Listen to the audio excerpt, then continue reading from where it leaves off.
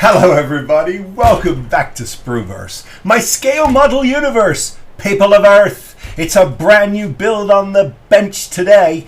We're in the world of Star Trek, and we're going to build the Starfleet Tug. Now, we saw this originally in Search for Spock, number 3, as we like to call it, and then it reappeared in 4. Now, I have been through every frame of these films, and let me tell you,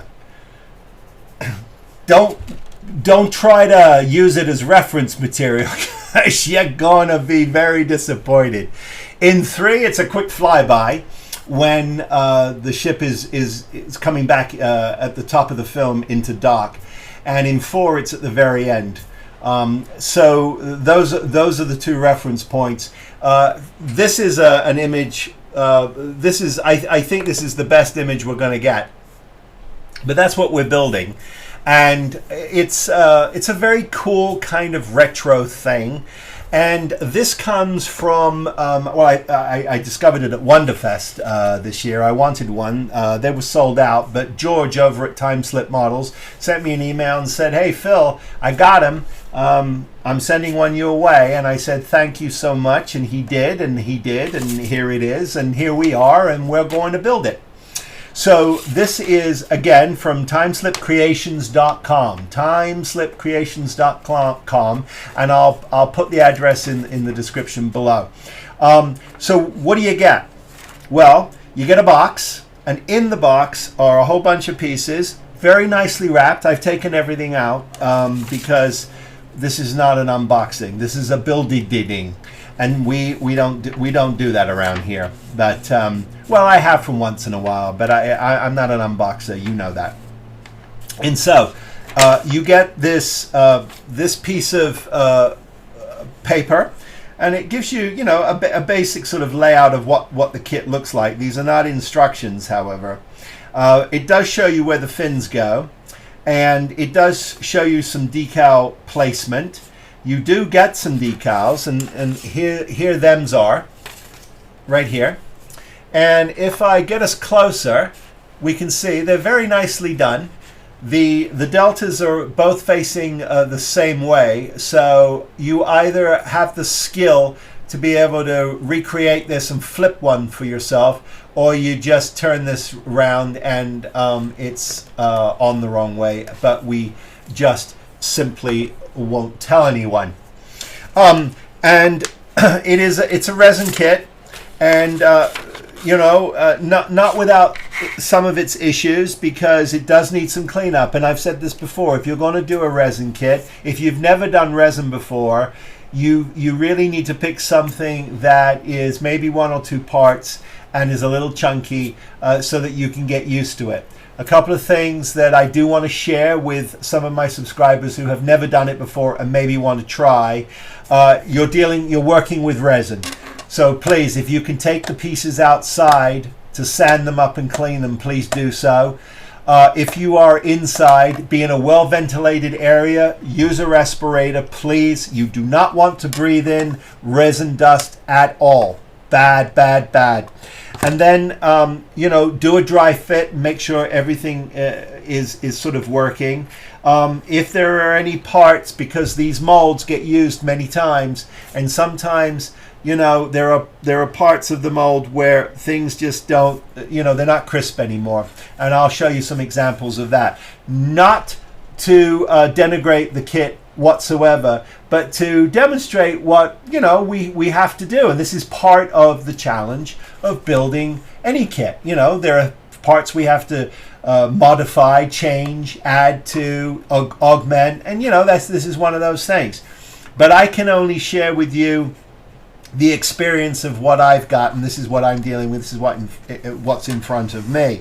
Now, we're going to light this kit, and it really wasn't set up to be lit. So we're going to have to do we're going to have to figure out where we're going to hide things, and how we're going to get them into our base, get the wiring into our base, and figure out how we're going to turn this off and on.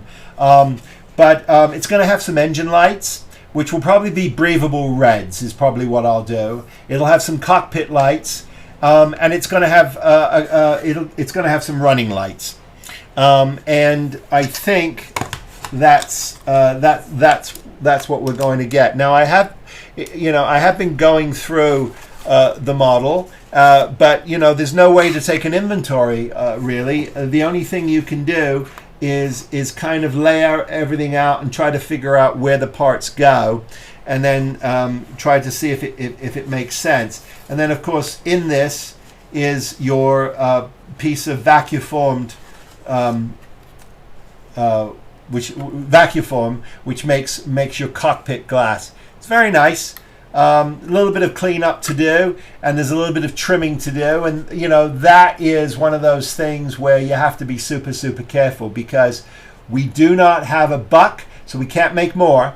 We could certainly build a buck out of wood and vacuum form our own. Oh yes, at Spruverse we have the capability to vacuum form like this. Oh yes, fear not. But we've got this one. You'd need to take a block of wood and try to mimic this.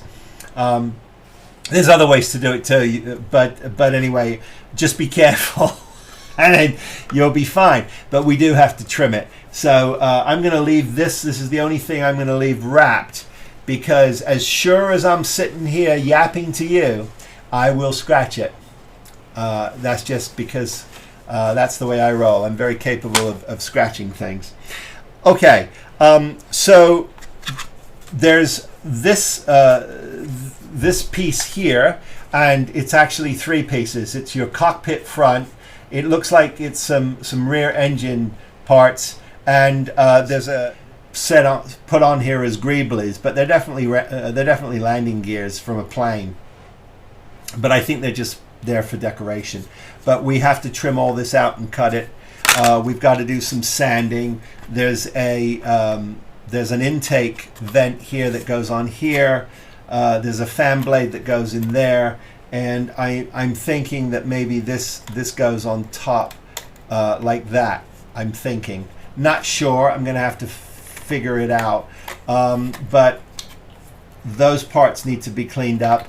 You've got your fan blades that sit in the back. This section sits like this, and then you've got these fine pieces here that are your end caps for your blades. This is sort of your end blade. They're going to sit at the end like this, and then your other fan blades line up in front of that. Although there is here sort of a trough for the piece that sits on the bottom of the engine here, and that's really the only guide you have for lining up these blades. And what I'm going to do is, once I've got everything cleaned up, we'll test fit everything, and we'll figure out what the approach is going to be for lighting this. As I mentioned earlier, there is and this happens to have it, there is a little small issue here with this grill at the back.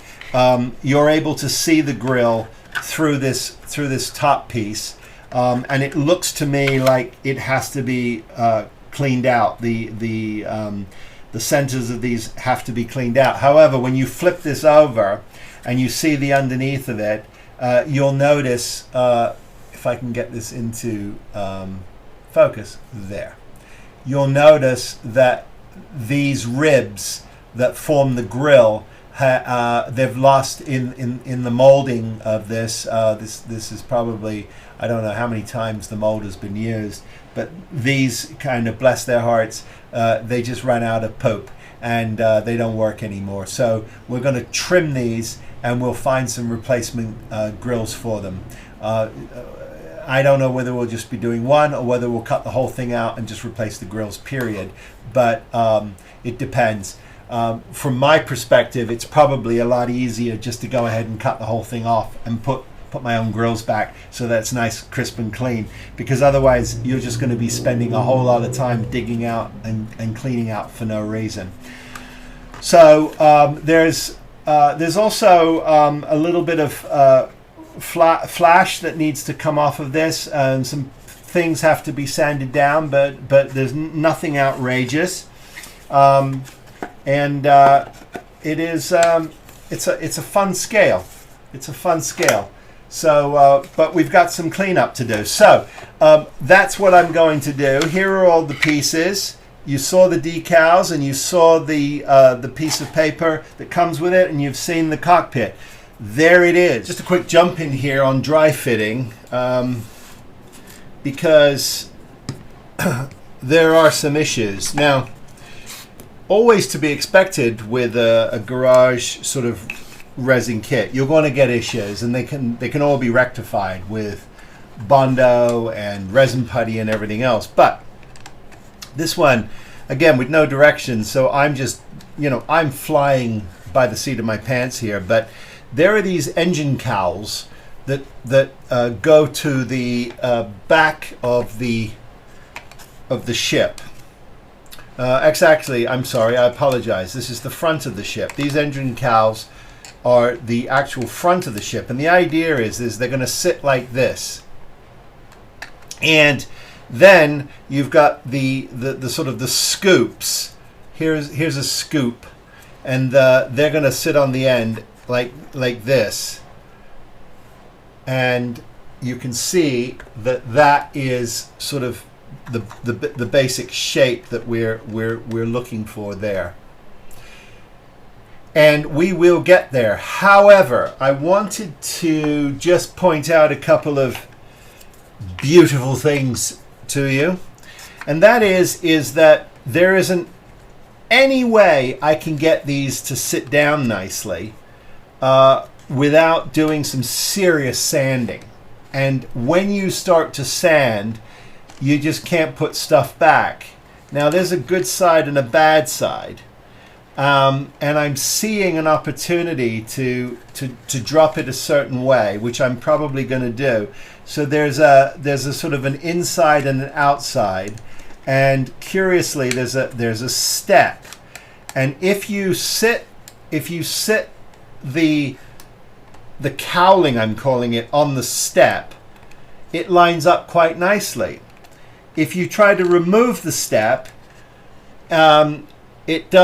it's not going to sit down nicely anyway because of the curvature inside. Now, if I grind any more than I've ground down, I can do a little more, but if I grind too much, I'm going to go through this material. It's pretty thin. So at a certain point, it's going to be diminishing returns, and then it's going to be epoxy putty, Bondo, and a whole lot of sanding to get these square. Because what I want to do is I want to show you, if I tip it up to camera, the other issue is making sure these are square. They don't sort of rock in or out. They're supposed to be level and straight. Well, when you do that, you get a whole bunch of gapage, otherwise known as gappage, and there's not much you can do about it. So what I'm going to do is, I think I'm going to attempt to take a little more material off the inside here, just a little more, to see if that gives me some breathing room. And then I'm going to commit to a sort of an angle that I'm going to have to live with. Now there is an indent here that I need to clean up. I've just noticed that there's a right here, there's an indent that corresponds to this. The way this is built, it's kind of a little wackadoodle, but it corresponds to this, and it sits on the inside of this to make it flush. So that's what I'm attempting to do. And then you've got these little tabs here that are supposed to help you line it up. Well, some of them are a little too high, some of them are a little too low, some of them just don't work at all. But I wanted to memorialize that with you before I go any further, because that's the first thing I'm going to do.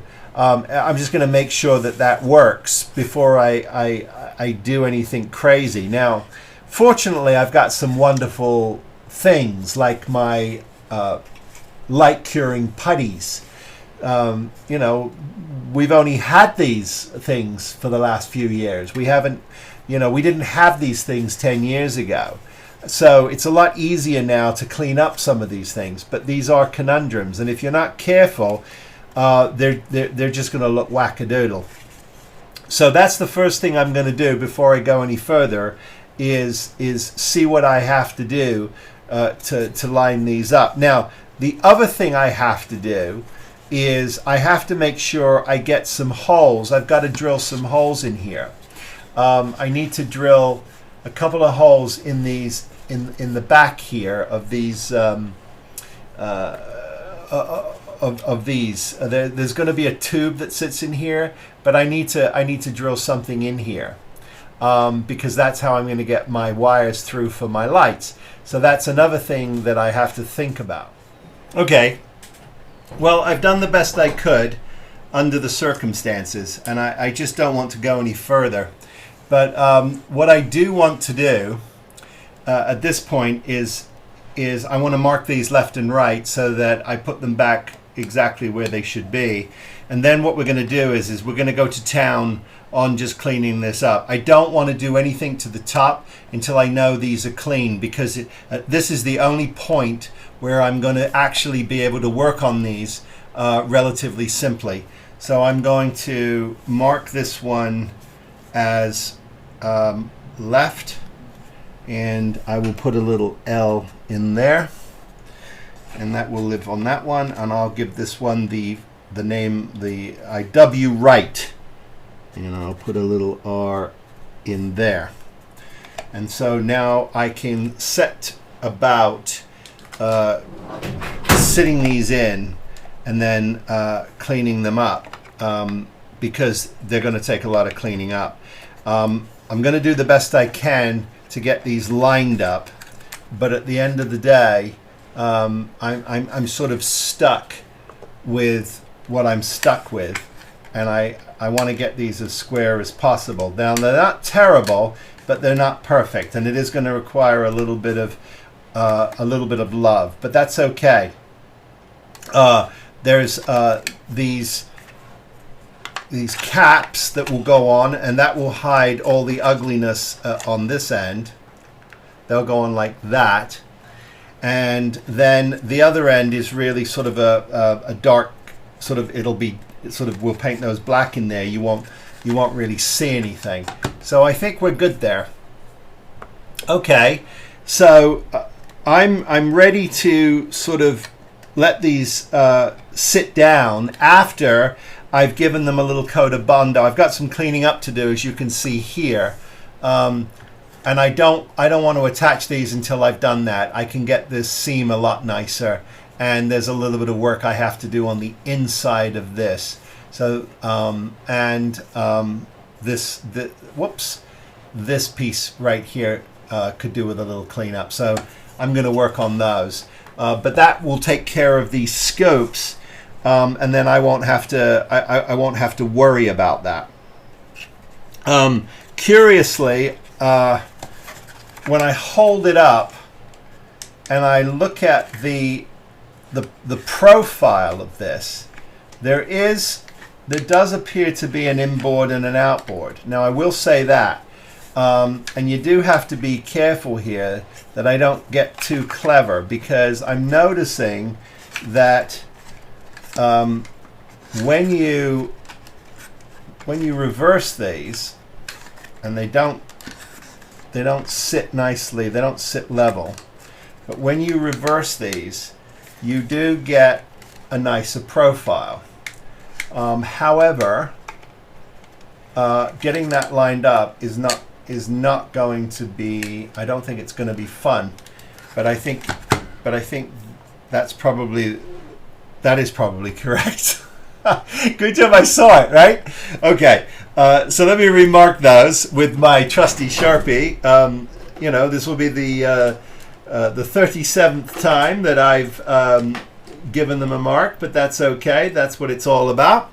And then we will carry on with puttying, flip it over, and when we come back, there's nothing really else to talk about in terms of, it's just really, I just really need to fit it now.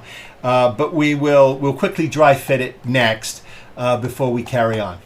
Well, I sort of underestimated the amount of work I would have to do on this to get it to where I could do a rough sort of assembly, and that can happen.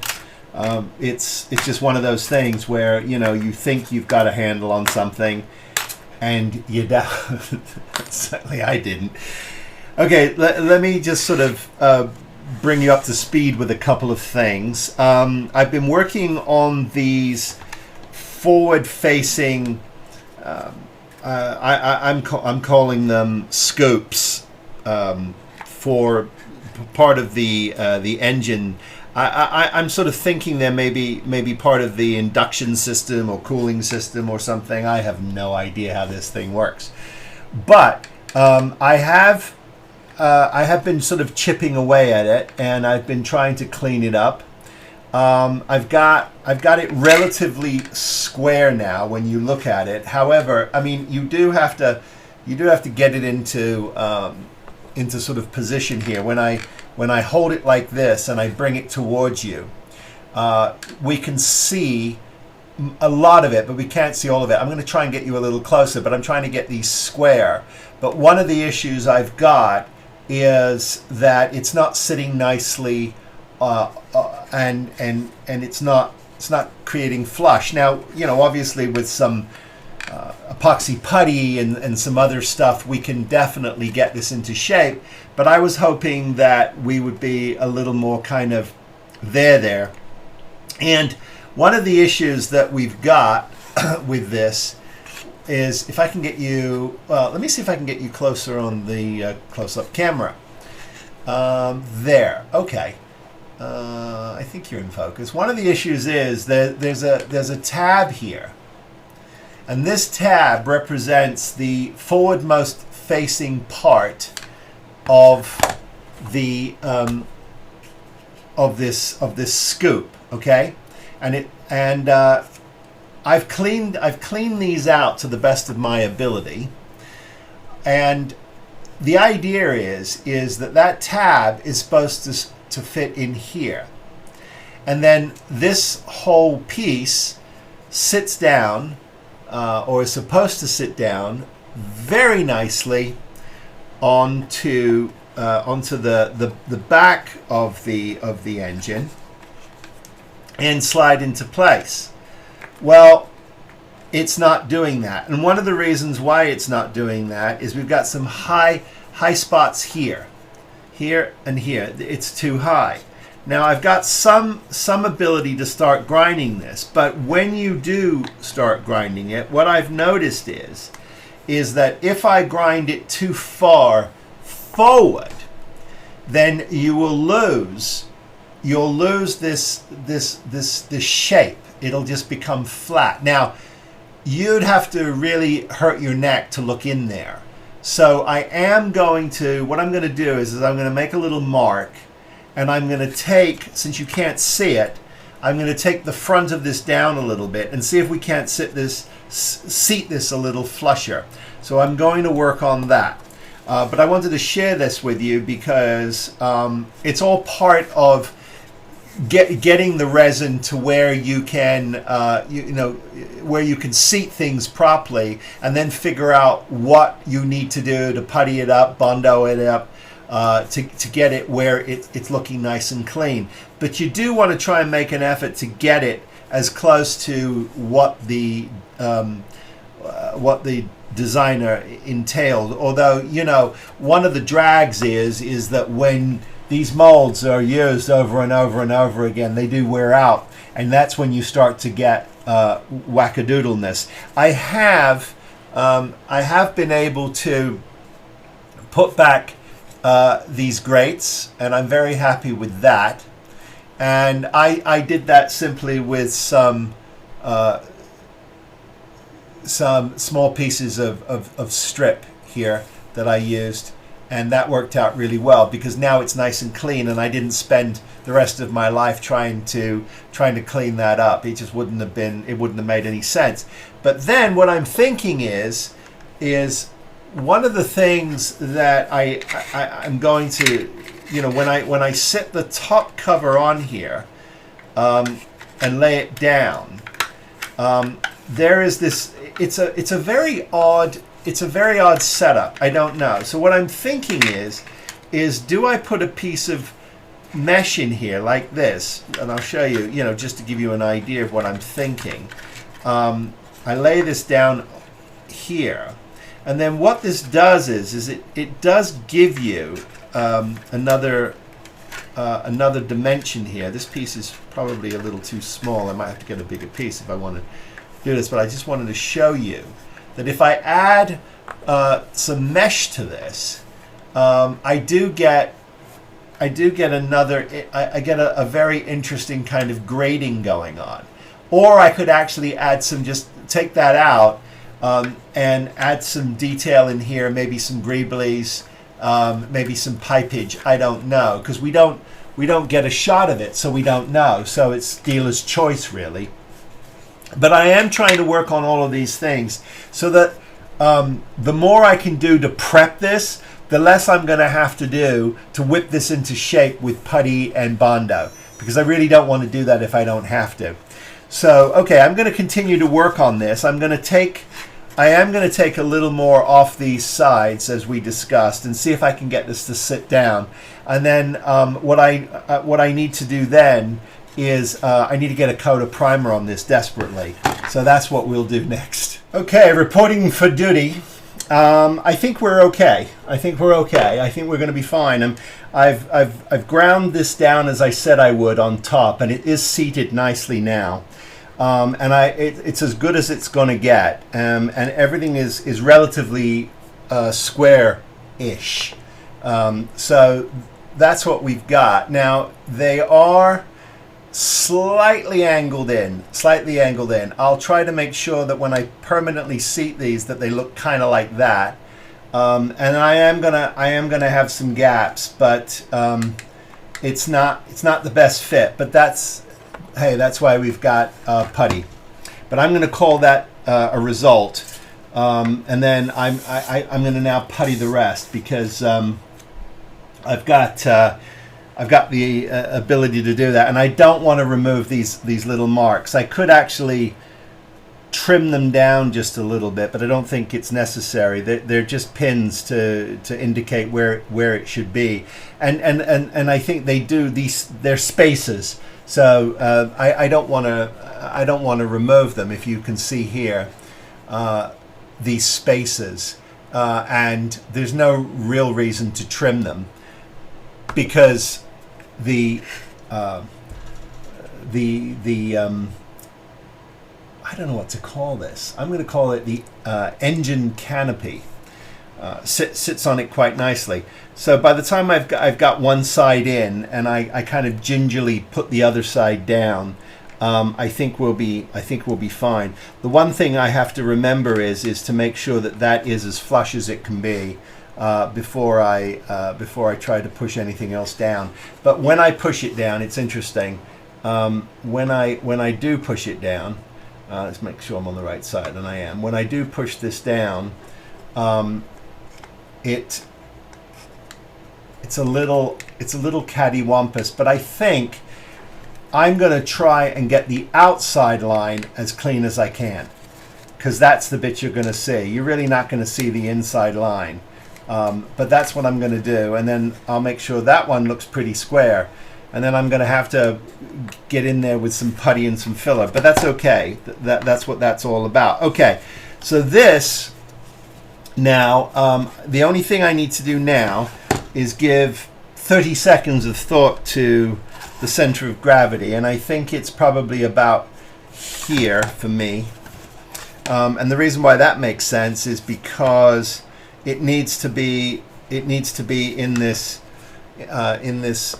groove right here, and I'm referring to where my rod is going to go. Now I'm going to have to just clean some of this out and get this flush, so that when I put my pole in there, it's got something to bite into, because right now it doesn't. Right now it's just there's a hump here, and I need to get rid of some of it. If I can't get rid of some of it because this appears to be too thin, then I'm going to have to build this out. But either way, I need to be able to support my rod, and that's what I'll do. So what I want to do now is let us sort of put this thing together and see where we are, because I think it's worth it. So I've got my tubes. Oh, and speaking of my tubes, instead of using this piece that came with the kit for the engine in the rear, because I'm going to light it, I have my own. And I've got these clear parts, and I found some domes, some clear acrylic domes. And that's what these look like. And I'm now going to sit these flush. I'm going to mount these in here, and that will allow me to light that. And that is going to look awesome. It's going to look awesome. And it's interesting, when you look at the flybys on 3 at the end, all you see is a series of LEDs, and they're very harsh. It's almost as if they kind of slapped it together at the last minute. I'm not going to do that. And a lot of you might be saying, yes, but Phil, that it doesn't look like the one in the in the film. You're right. This is the 13th one, probably 14th tug that they had doing other things. Aha! No, they look pretty good. And so I'm pretty happy with that. So let me show you. So the idea here is that you've got one end here has some grooves, and your light source sits in those, and these sit in there beautifully. So it's exact. That sits down in here on both sides, and that gives you your inside tube. And then I've drilled some holes in the sides here for the wires to come through. You can see those on the screen here, actually. This piece then sits down on top, and I've got some greeblies and stuff I want to work on. But and then there's going to be some joint issues and stuff I have to deal with. But that takes care of the back. We've already seen the undercarriage, so I don't have to futz and fight with that. That's good. I then have the top, and I found myself some greeblies. Now there's here's the back wall that has to be glued in, and then we're going to have to run some light through that. But that essentially sits. It sits like this, like that, and you know you're in the right place because there's some tabs down there. And so, and then of course I've got my rear walls, and they sit in like this. Those are the sides, and they sit in like that. And then the other pieces go in the center. You've got your shorter ones, and you go to your larger ones, and that's your tractor beam. And then of course I've got my canopy, and that is your tub. And of course I've got I do have my engine fan blade. It's in 3 sections, and that drops into the top, so that just needs to be cleaned up. So what I'm going to do now is I'm going to get a coat of primer on everything, and I think that is a good place to end this update, because what I've got to do now is get a coat of primer on everything, and then when we come back, I'm going to start looking at, well, I'll get a coat of primer on these fins, but I'm going to paint them first too before I neatly sit them down. And then I want to give some thought to what the what this engine piece is going to look like at the back. I need to go and get myself a rod. I don't have that yet, so I need to go find that. Lots to do. So there'll be plenty to do in the next update. But I wanted to break these up because Otherwise, it's too much, and I'm rushing, and I don't want to rush this. It's too cool.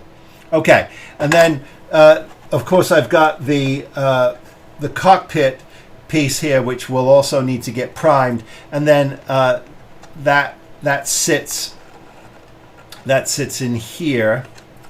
Let's get this in first. It needs to sit sort of like that, and then you're. Boy, there's not a lot of room in here too, which is really, really interesting. Not a lot of room at all for these pilots. So, you know, it's a little wackadoodle. But anyway, I'm not going to sit here and fight with this on camera because that's just a waste of everybody's time, including mine. But you get the general idea. Yeah, you get the general. It's amazing how I just fight with things on camera sometimes. It's just so tragic. Okay. Now, the only other thing that I'm working on, which is interesting, because when I look, and I'm gonna put this down and just talk about this quickly, because I mean that's sort of the general mock-up of this. Lighting. Yes, there's a floodlight here. Let me get back here. Yes, there's a floodlight and there's an opening for one. So we're going to be putting a floodlight in here. Now, I see some light coming from somewhere around here on the sides. Not going to bother with it. But I also see a light underneath here. And that's not in this piece. Might bother with that. And I might make it a flashy. I know. But I think it could be really cool. And then, of course, a couple of things. I'm going to figure out a way to light this cockpit up. So we need to get something in there. And then I'm going to use red breathers for the engines in the back, I think. Because I don't think there's any other reason. I mean, I could just go with red. And if I just go with red, then all I need to do is use this piece that came with the kit and put it in backwards. Something like this, put it in backwards, and then I can just use this to drill in to my LEDs. I haven't quite figured that out, but I promise you, the next time we meet, I will figure that out, and we'll have all the lighting squared away. But this tug is a lot of fun from Time Slip, a lot of fun. And it's a really nice sort of studio scale-ish representation of what we saw. And, you know, it's unique. It's part of the Trek world, and I'm a big, huge fan. And to continue to build on my collection is kind of cool, because the next big thing we're going to be doing, which I'm going to be starting in August, is my Helios 1650 Enterprise D. It's a big build. It's a big build. So this is sort of the appetizer leading up to that, as it were. Okay, so thank you for joining me for part 1 of the Starfleet Tug, seen in 3 and 4, and movies 3 and 4, that is. So lots of fun. I appreciate each and every one of you. If you want to get a hold of me, I'm spruverse@gmail.com. You can follow my daily posts on Instagram at Spruverse. I'm always posting something, and occasionally on TikTok. Hey, you can buy me a cup of coffee now. It's the link is in the channel. It's on the channel page, and I use that for my charitable builds. Okay, as always, I wish all of you, please, be safe, be well, build something, and I'll see you on part 2 of the build. Take care, everybody. Be well.